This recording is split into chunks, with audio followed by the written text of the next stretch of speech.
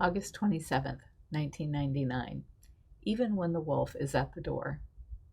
I'm dreaming that I'm walking through the moonlight, a few steps behind Zorro and Zoe, our 4-month-old Great Dane puppies.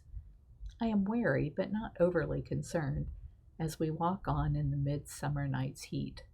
Unexpectedly, from up out of a hole in the ground, a huge black wolf bolts out and bites Zorro nearly in two.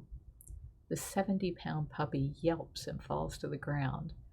Zoe is darting around nervously, not knowing what to do.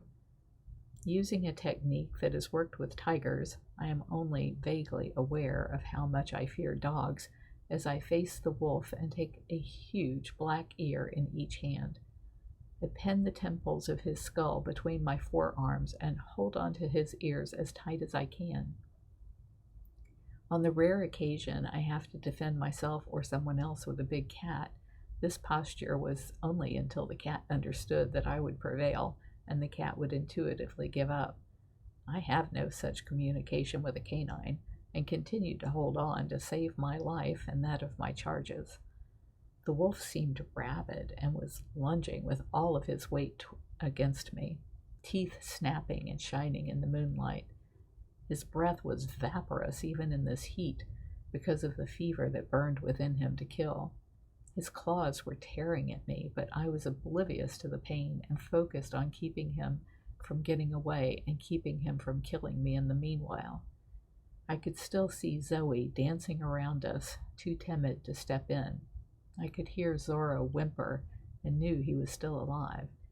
I tried hard to calculate the situation around me. I couldn't protect both dogs if the wolf escaped my grasp. I couldn't carry Zorro to safety while defending Zoe. I kicked myself for not being better prepared.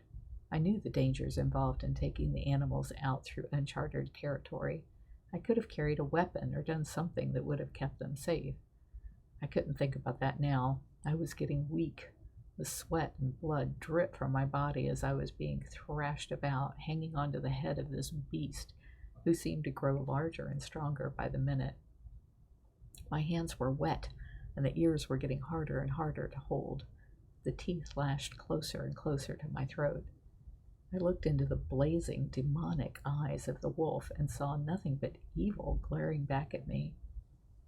If I gave up, this thing would kill me and the pups for no reason. I wasn't going to let that happen. Hearing Zorro whimper again, I was filled with determination. I would hold on to this thing until it dropped dead from exhaustion, because what doesn't kill me makes me stronger. I heard Alan and the dogs come inside. I had overslept, and Alan had taken them out for a walk. I guess the moral of the story is, even when the wolf is at the door, hang in there until you prevail.